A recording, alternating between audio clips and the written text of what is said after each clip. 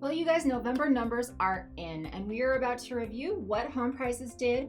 As we predicted, they did fall, and we're about to get into the top 5 Utah counties, the biggest counties. We're about to review all the numbers of what they did last month. So let's get into the first one. Justin, which one are we going to do first today? So we're going to do Utah County. Let's take you to November 22. Original. This category is the original list price. Okay.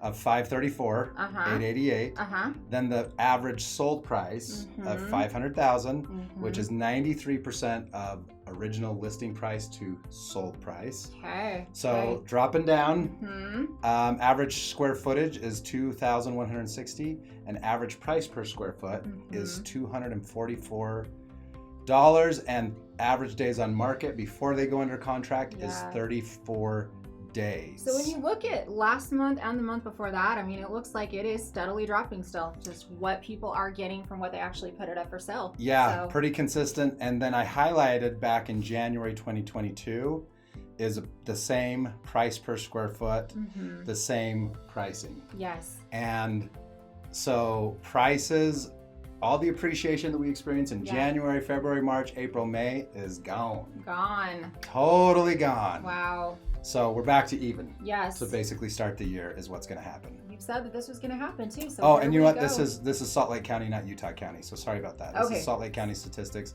Let's head over to Utah County now. All right, let's get into Utah County. So in last month, the average home in Utah County was listed for $525 and is sold for $485. So that's 92% down from 94 and 95% the month before that. Yes, and to get to $201 per square foot, we'd have to go back to November of 2021 to get that very close same statistic. You can see December, January are right in there in that $200 a square foot range. And if you look at that days on market, that's kind of crazy. 41, look at that. Yeah, and I think what's kind of interesting that I want to point out for you guys, and this is kind of across the board for all counties, you can see when stuff turned, right? May stuff was still listing for $525 and selling for $545. Yeah. But then in June, all those under contracts leveled off. And now July, the prices are starting to decrease by $15,000. Yes. Another $15,000 in August. Another 15. Now we're up to $25,000 in September. $29,000 in October. And look at this, $525 all the way down to $485. We're talking 25, 35. That's $40,000. Ouch, that is insane. $40,000. So the graph is not necessarily. I guess it is. It's showing this downward trajectory. Yeah. And what this is telling us is that in the winter time, people start to panic. Yes. Sellers start to panic, and they will lower that price. They will dump that price, and it's totally showing in this data right here. Panic selling, absolutely. All right, so next we're going to get into Davis. Let's see how Davis County's doing. So November, average list price $520, average sale price $470, which is, drumroll, 90%, down from 93% the month before that and 95% the month before that, with an average of 38 days on market. So yeah, and just to let you guys know, we're going to compare this. I actually didn't highlight on this one from November of last year, but they were selling at 209. So very consistent across the board at that. But what I want to tell you guys is these are big price drops. So December, the trend should continue for some of these people going under contract. Do you remember when people were arguing with us on TikTok about that, saying this wasn't going to happen? Oh my gosh. Yeah, that didn't age well, did it? I wish I hadn't, but hey. I know, here we right? go. Yeah. Okay, so let's get into Weber County. So last month, $419,900 was the average list price, and $398,999 was the average sale price. 95%. They actually went up a little bit. Not too bad. Yeah. Not too bad for Weber County. You guys are staying strong, fighting strong up there. But still, 43 days on market, which is the highest that it has been this year. Yeah. So now we'll get into Park City, Summit County. Some big, nice homes up there. I'm going to scroll to the top just so you guys can kind of see the data. So I took homes from $800,000 to $4 million. When we get into Summit County, what's hard is that these homes vary so much. obviously you could have a $2 million home, but if it's on the ski resort, it's going to sell for much higher price per square foot than one that's down the mountain a ways in a more residential neighborhood. And so Summit County data is not going to be as predictable. So don't take this all the way across the board. They're also not selling as many homes. So the data can sometimes be skewed if you've got a really low sell or a high sell or one with a lot of square footage. But the trends can really help you guys as well to hear how Park City's doing. Go ahead. All right, so we've got 1.7 was the average list price, and we've got just what? 1.3. Oh. 500,000. I thought I messed up my line or something. Okay. No, look at that. They only got 79%. Oh, that is insane. Of their original list to ask price. People are offering 30. Well, I should say this. Prices are dropping. It's not like someone's got a $1 million home and they're going in and offering $790,000. Right. They started at 10 million, then they had to reduce to 8 million, 7 million, right? And that's how they're getting that 21% off. That is insane. And Park City has stayed pretty strong.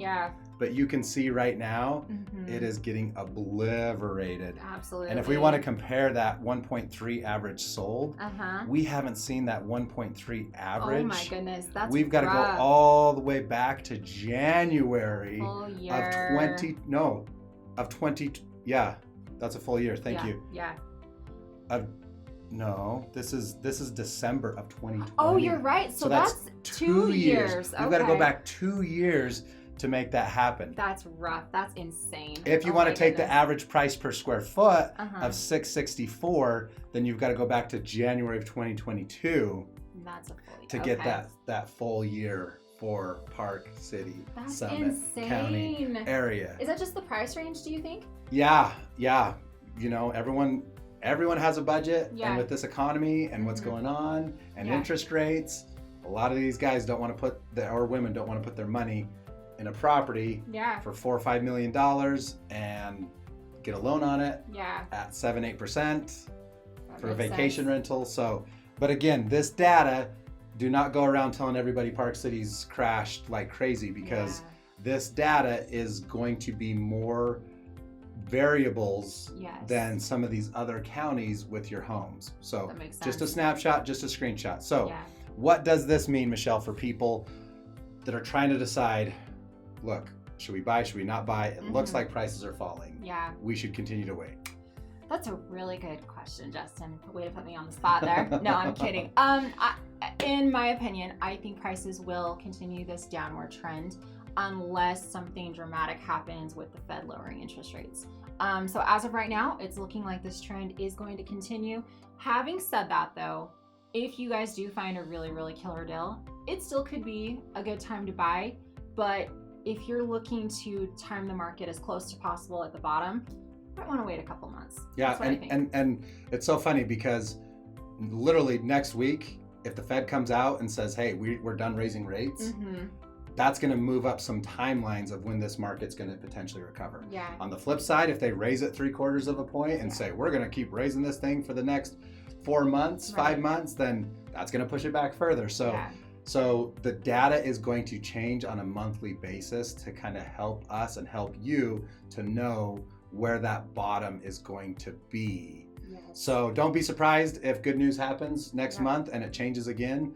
Be ready, be on your toes, be prepared, so that if that bottom does come, you're ready and you're not waiting, because waiting, when it does turn, everybody's going to get back in the market. We still have a 30,000 home shortage. I was just going to say that. And how many buyers over the last 6-7 months have decided not to buy? Oh my goodness. Right? That pool, 90%, that pool is getting bigger and bigger and bigger and bigger. And it's waiting to pop. Yes. So you're going to have like double the amount of buyers next year if it changes next year that are going to get into the market. Which it sounds weird, but it will, depending how the rates pan out, it very possibly could create bidding wars. And once sellers know that prices are going to go up, they won't lower them. Right. They'll hold They'll just hold tight and say, I don't care if I've got to wait 5 more months to get this price. I'm okay doing that because now I know what the market's doing. You have much better negotiation power when the market is going down than when you and your neighbor and your friend and the news and the media, when everybody knows that prices are on their way back up, you don't have as much negotiating power as you used to. Right. So absolutely. Be prepared for when we tell you guys, whenever it is next year, that this is the time to do it.